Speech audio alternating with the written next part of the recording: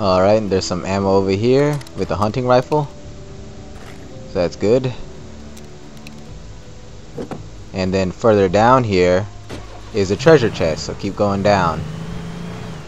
All the way to the end. Whoa. There we go. Stop right here, and it's inside the shed. Just gonna go ahead and make my way inside. Here we go. Flashbang flare gun ammo, but I don't have a flare gun yet, so I just got the ammo for it. Alright, now I can go back. Go back on the road to Cauldron Lake.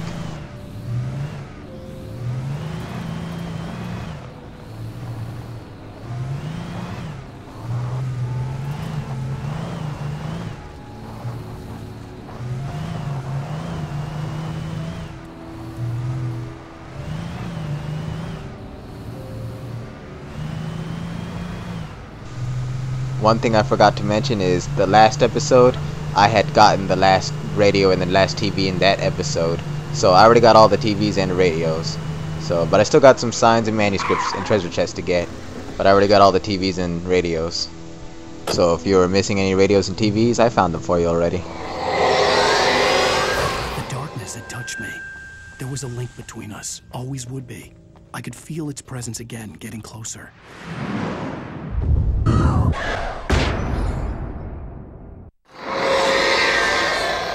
I will kill your wife.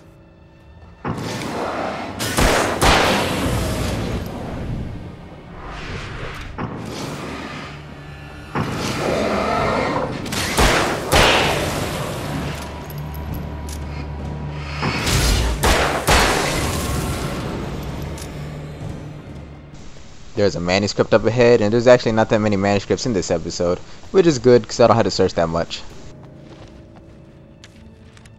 The dark presence was no longer trying to capture the writer so he could create the ending it wanted. The writer knew too much. He was too strong. And he carried a weapon left behind by Thomas Zane, something that could hurt it. Now, the darkness was doing everything in its power to simply stop the writer from ever reaching Cauldron Lake and the dark place it came from. So the dark presence is really scared now because it knows that I may have the power to destroy it, or at least make it powerless for like eternity. Here's another car that I can use. I'm gonna go ahead and cruise all the way down. There's a couple other cars in the street that you can get into, but I'm just gonna stick with this one.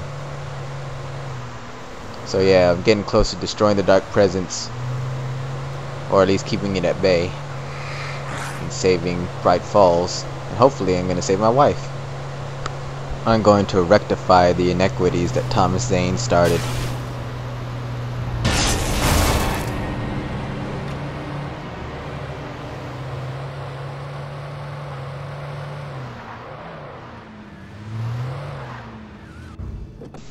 Okay, I'm gonna stop here at this motel real quick. And there's an emergency box over here that has some ammo and batteries. And the first nightmare manuscript for this episode would be right in here, inside, on this couch. The Poet and the Muse, lyrics by Old Gods of Asgard. The first verse. There's an old tale wrought with mystery of Tom the Poet and his muse, and a magic lake which gave a life to the words the poet used. Now the muse, she was his happiness, and he rhymed about her grace, and told her stories of treasures deep beneath the blackened waves, till in the stillness of one dawn, still in its misty crown, the muse, she went down to the lake, and in the waves she drowned. Based on the signature in the motel register, Agent Nightingale had stayed here, in room number 2. Here's another sign. And I don't want any shotgun ammo. Go to Agent Nightingale's room for ammo and stuff. This had obviously been the room where Agent Nightingale had stayed when he hadn't been busy harassing me.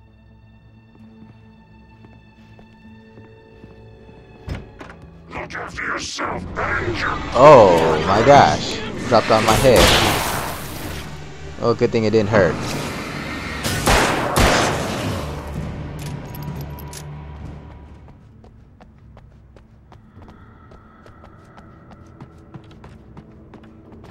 gonna go across here and just use this car that's sitting here because it's already ready to go down the right path. Let's go.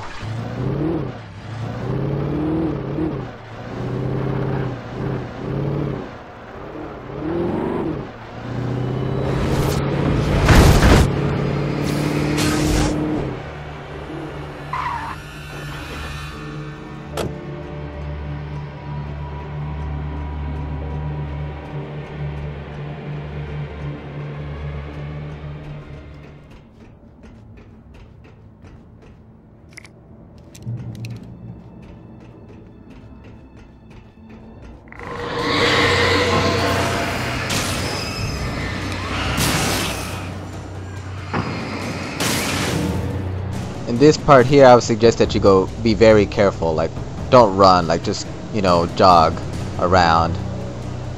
Because if it starts to fall apart. What the hell? Like it's doing right now. And so if you go too fast, you may fall into a pitfall. And whenever you're fighting taken possessed objects, don't run away from them. Like, just try to like destroy them before they get thrown at you. If they get thrown at you, just take the hit. And because like if you try to run around, you may accidentally just fall into a hole. So oh, see, I just took the hit. It's better to take the hit than just to run around blindly and then accidentally fall down a hole.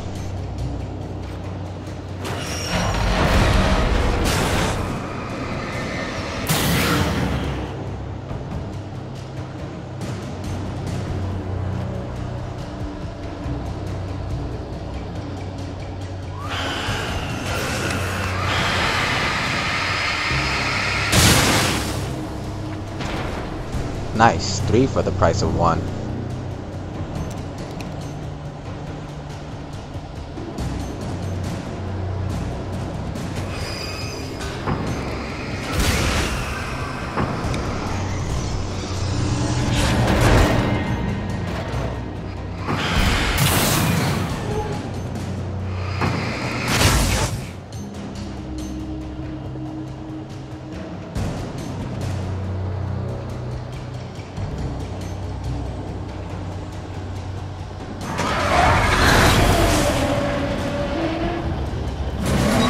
Okay, when you're fighting this crane, just move around, because it's really slow, but its attacks are powerful, so you don't want to get hit. But it's slow, so you can dodge its, so you can dodge its attacks.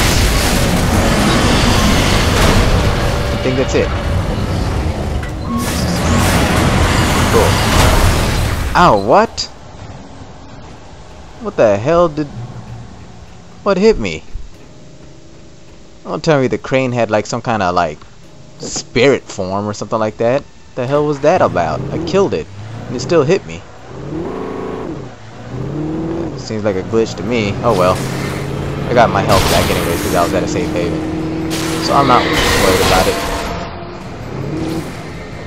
Oh. And down here is a monster truck, a Taken monster truck. So you gotta be very careful. You pretty much have to do like some kind of demolition derby. I'm trying to find the monster truck. You guys see it. There it is. I don't know really if it's considered a monster truck, but it's a pretty big truck. Oh my god. Yeah, it's a monster truck. It's not a really big one.